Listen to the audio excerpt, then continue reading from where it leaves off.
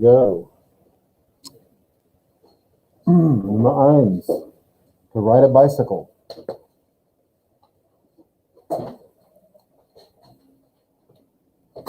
To ride a bicycle.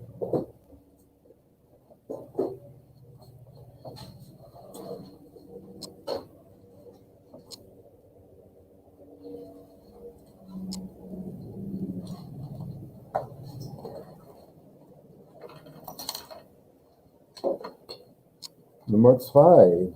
Golf.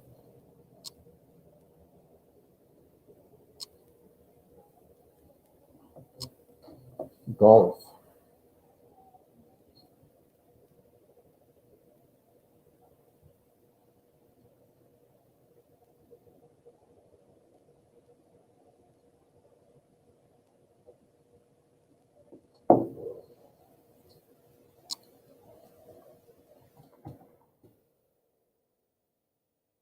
Nummer 3. Football.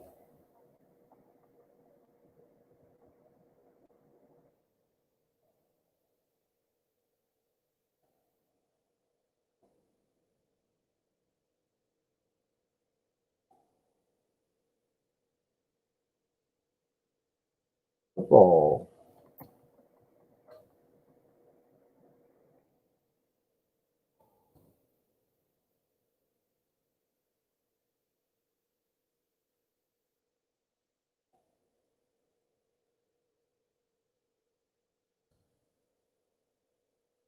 Nummer 4. Soccer.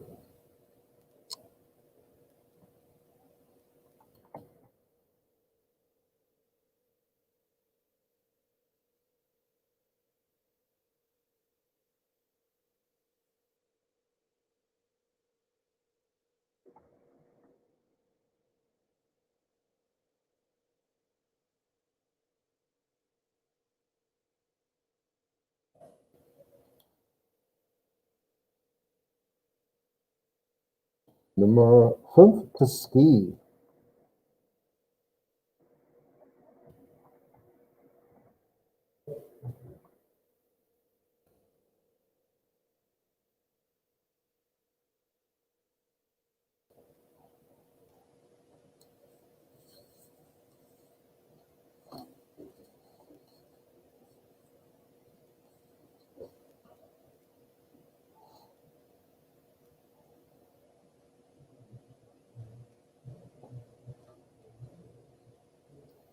Nummer 6. Sports.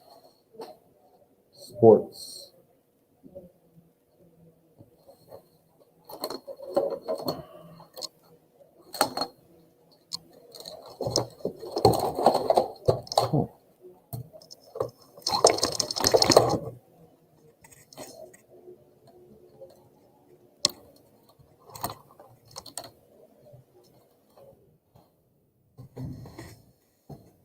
Nummer 7. To swim.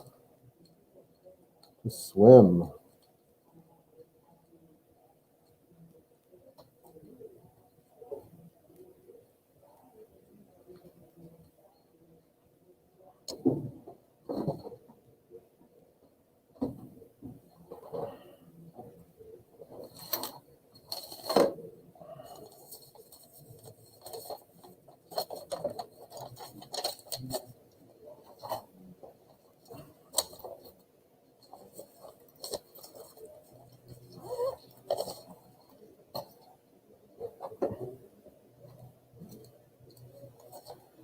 Nummer 8. Volleyball.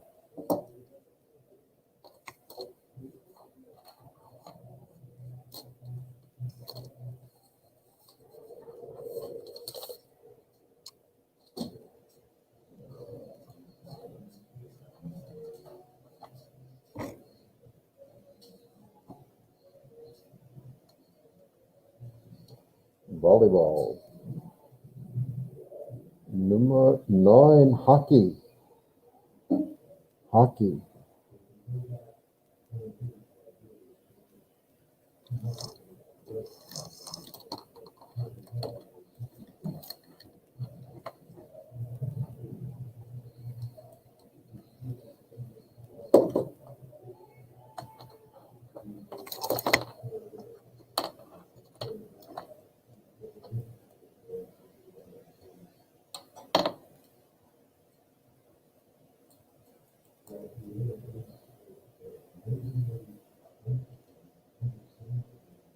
Hockey.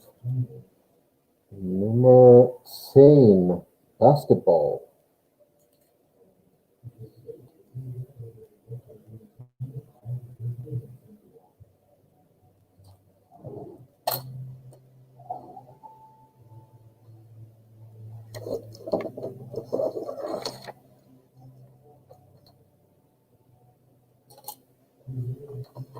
Bonus is tennis.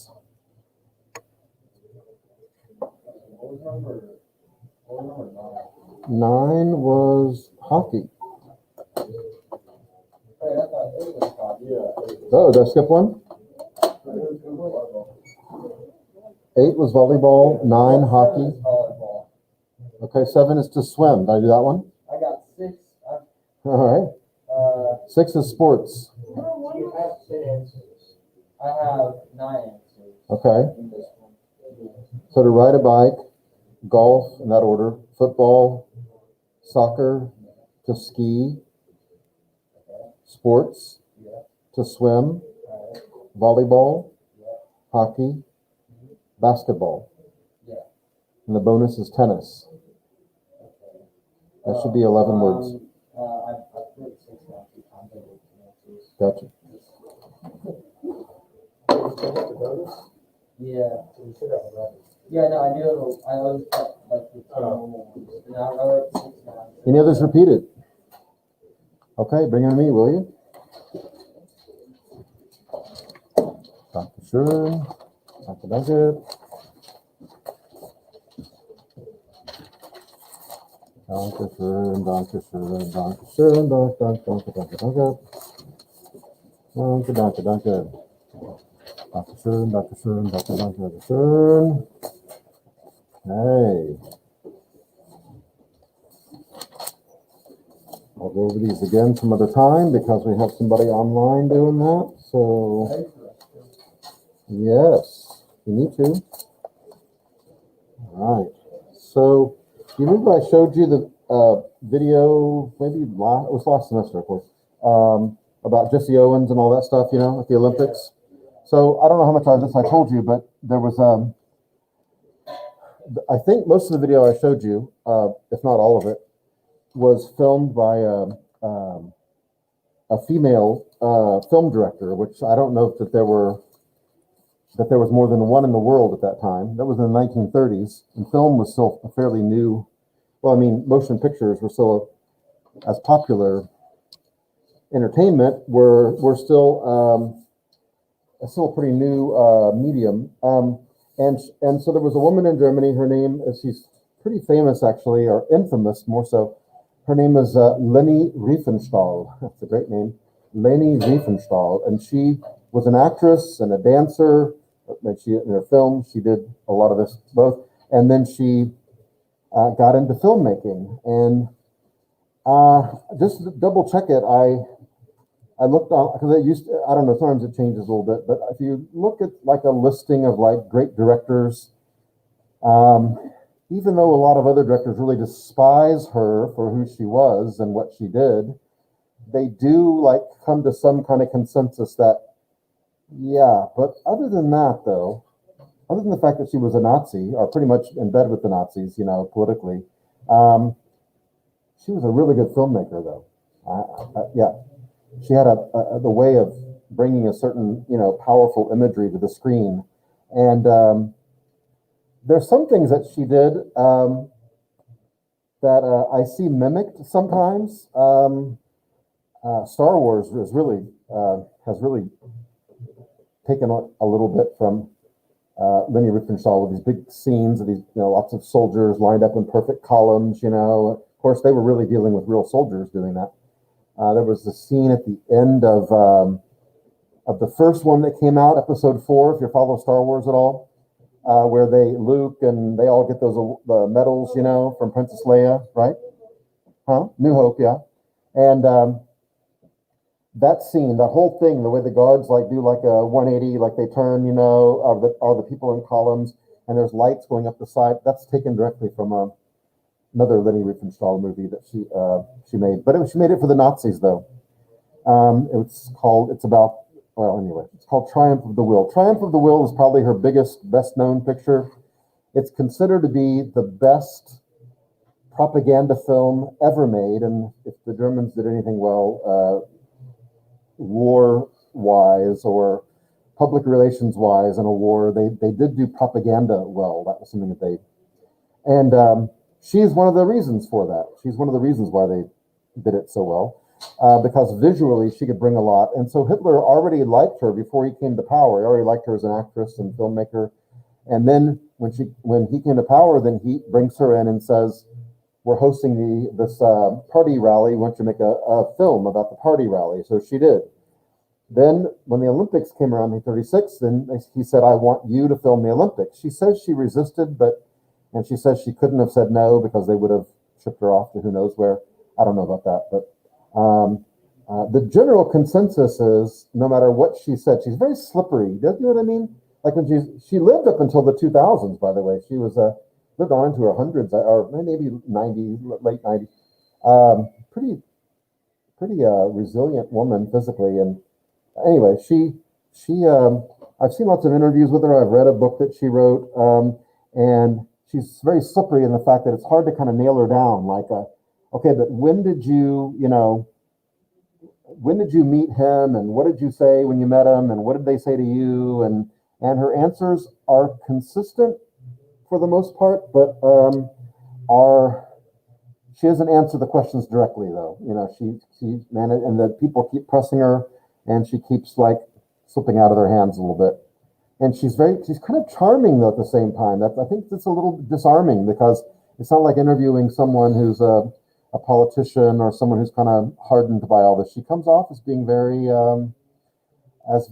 just an elderly woman who just didn't, who just happened to be in the wrong place at the wrong time. But the general consensus is that she knew exactly what she was doing. She knew exactly who she was working for. She had a pretty good idea probably of what they were up to politically and with the Holocaust and she was not part of the inner circle, but she was very well liked by the Hitler himself already and by Joseph Goebbels, the propaganda minister, and by others that were in the inner circle. And she did a lot of work for them. She made a lot of not say movies, but like newsreels but some movies also. So the video I showed you, Jesse Owens, like I said, probably 80% of it was filmed by her. But not the long jump scenes though. Remember when they're jumping? All right, that was filmed by somebody up in the stands because it has or up on a crane or something. She was very innovative. And people back then, they had a camera, and they had to do everything with that camera. There was no post production like there is today, where you go in and, if you got a laptop today and know how to do that right, you can get the software and you can do an awful lot of things. And special effects wise, there was none of that back then. Special effects had to come from kind of primitive creativity. So she had to get creative. It's maybe not that interesting to film. You can go to the bathroom. Yeah, man, you got to change your cycles around or something, man. Where you start start peeing like a little bit early, and then pretty soon you'll be peeing during 6 hours. How's that sound? Like you go 10 minutes back, 10 minutes back. Okay. And so she thinks, well, filming the long jump or filming people running a marathon is not that interesting, really. Like watching people run, it's okay. So she had to think of ways to make it creative and interesting. So she had a pit dug next to the long jump track and some other parts of the track where they were running around. And she had cameramen down in the pit, so they filmed the people looking up at them from beneath, as they come by, and can film their feet as they go by. And these cameras were on rails, and that was a new thing. That was her. You see, this is common today.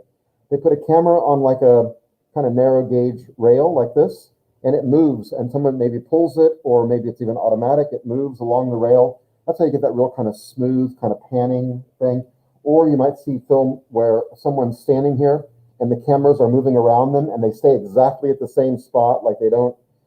Okay, that's done on a rail. She came up with that idea of putting a camera on a track to keep the, before that, there would have been people holding cameras, and there would have been a team of people behind them holding all the cables and all the, and then they would have just walked, and it would have been old jerky, you know, because you can't keep your hands that steady. And so, but she had things like that, like, so just, hello. I'm your son. You are, do I need to leave? Gosh dang it, I need to leave. You know what I was getting ready to show? I'll have to wait to show, I don't know what to do. What? I was going to show a little, well, I'm talking about Leni Riefenstahl, you know? When? Leni, poor, she's so misunderstood, but she was a Nazi probably. I mean, you know. Probably. She was. Listen, I'm going to come back to Leni Riefenstahl. I didn't realize how late it was. I got to go. I've got to take, my son has to get tested. He's quarantined. I got to drive him to. See if you can pick him up. He's going to meet me there. That way I don't have to come in. Well, he was just 6 months old the last time you saw him. I'm just kidding. Actually, you did see him when he was 6 months old. Okay, I got two things. Bonnie, if you'll show this. The other article, I'm going to come back to Leni Riefenstahl, okay? Because that's one of my favorite stories. But this is our other article in our book is about the Reichstag. And so I want to have her show this video of the Reichstag. And let me put it over here so it'll be on the screen. Should be. And look at that. Mark Felton. Yes, I love him. And you know, I saw a picture of him. He didn't look anything like I thought he would look. No, he looks really. I thought he was like this very like kind of Ian McClellan like character. Yeah. And then you see him, and he's like this young, kind of lean, a little bit muscular. But anyway, but he makes these great historical videos. Okay, so I'm gonna. Gun in the window. Yeah, those Russians were loaded, man. Mm-hmm. They had the arms. Yeah. Okay, I'm gonna have her show this video, and then what's that? What do I do with the sofa? Then just hit stop. Yeah. So easy. Or just exit out. Or just come over here and just like hit that, and then or hit that. I'll take it. Like that. Okay. Good. And then you guys, there's an assignment I have for you on VHL, just two little things. So this is only about a 10-minute video. So if you'll work on that whenever the video's over, okay? Or we talked about yesterday. Okay, geez, let me get my act together. Okay, I'll start it. Can you get the lights for me? Oh yeah, that's it.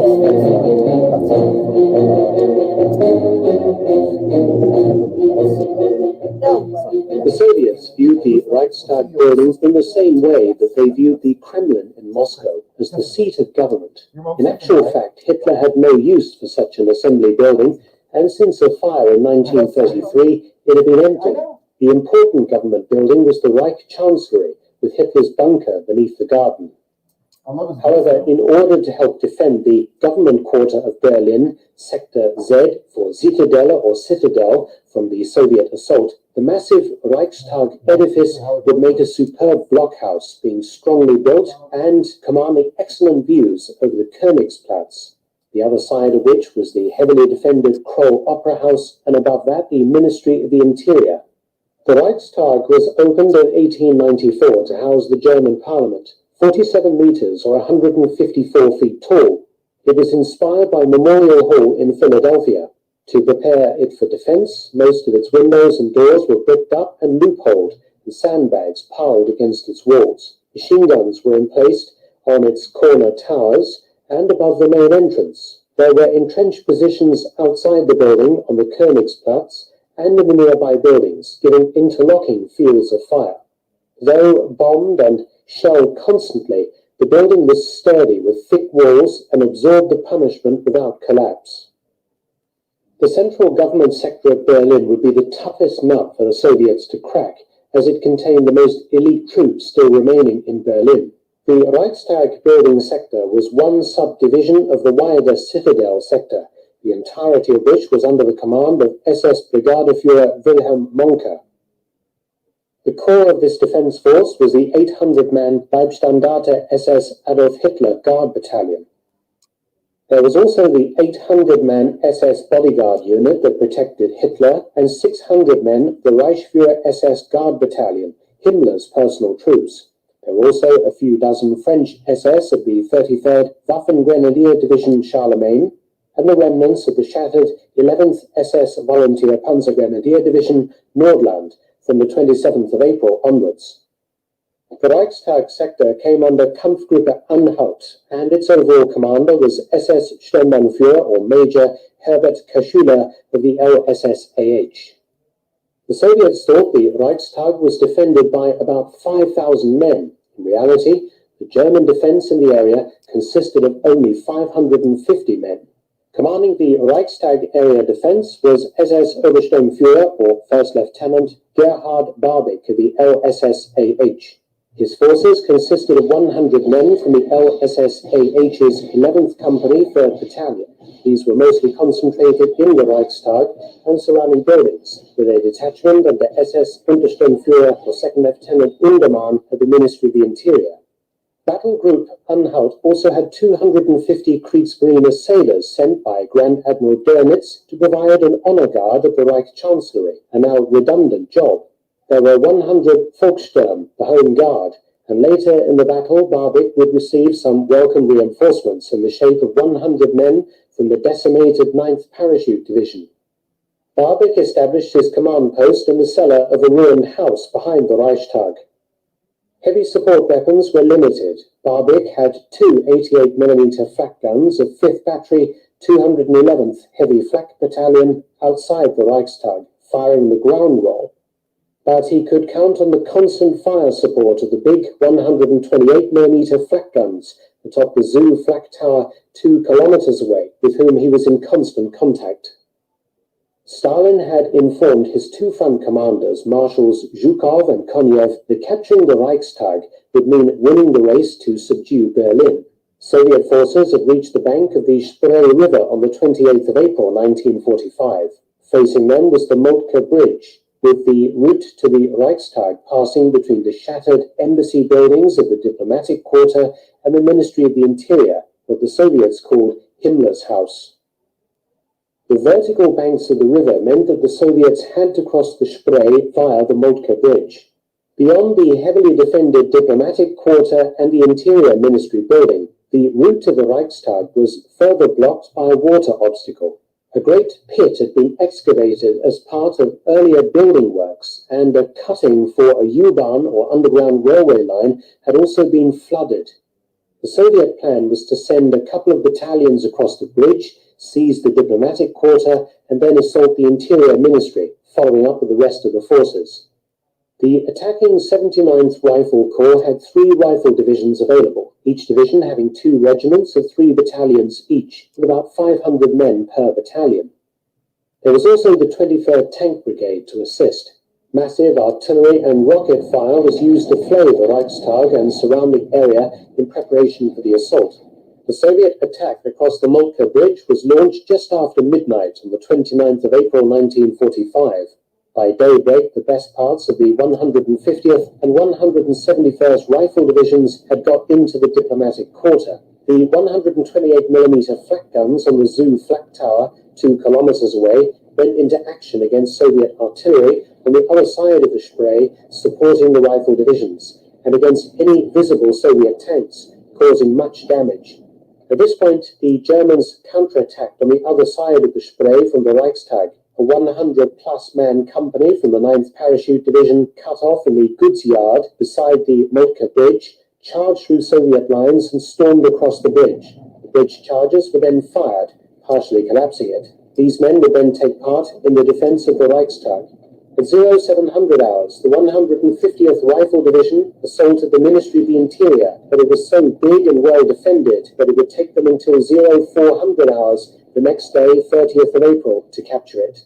Conscious that the red banner needed to be raised on the top of the Reichstag by May Day, the 1st of May, the Soviets redoubled their efforts.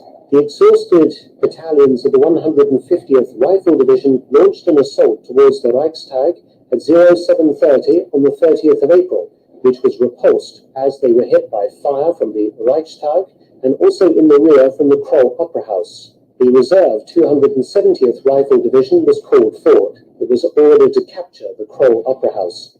This attack made some progress, and tanks, self-propelled guns, Katyusha rocket launchers, and artillery was brought forward to reinforce the 150th. At 11:30 hours, the second assault was made. It reached the flooded U-Bahn cutting before being stopped. The Soviets tried again at 1300, but the Zoo flak tower guns broke up the attack. In the meantime, the 171st Rifle Division finished securing the diplomatic quarter. At 1800 hours, as night began to fall, the final Soviet assault went in, supported by tanks. Using a mortar fired horizontally, a hole was smashed through one of the Reichstag's bricked-up entrances. Soviet troops poured inside. What followed was a grim, room-by-room, floor-by-floor struggle.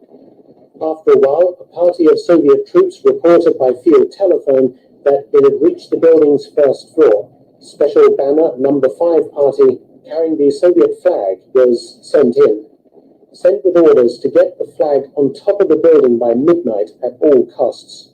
They managed to wedge their banner into a damaged equestrian statue atop the roof, but well after midnight. Fighting continued all over the building. The banner in the famous photograph was fixed in place by Captain V.N. Markov and a group of artillery NCOs on the Goddess of Victory statue. These events were reenacted in daylight on the 1st of May.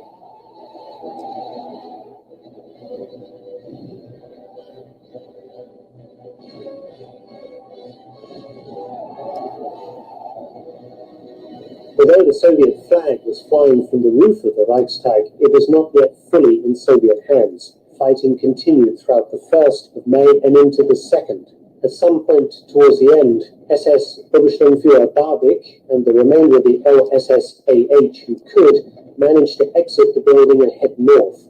Around 100 of these survivors inside the building finally surrendered on the morning of the 2nd of May. Soviet casualties recorded in the Reichstag area for the 30th of April to the 1st of May 1945 are listed as 154 killed and 312 wounded, which gives a snapshot of just 2 days' combat in and around the giant building. The Germans suffered several hundred killed and wounded. After the war, the Reichstag ruin was weatherproofed, but it remained in a semi-ruinous state until after German reunification in 1990, but has been restored to some of its former glory today, though it still bears many of the scars of the ferocious battle of 1945. Thanks for watching. Please subscribe and share, and also support my channel at PayPal and Patreon. Details in the description box below.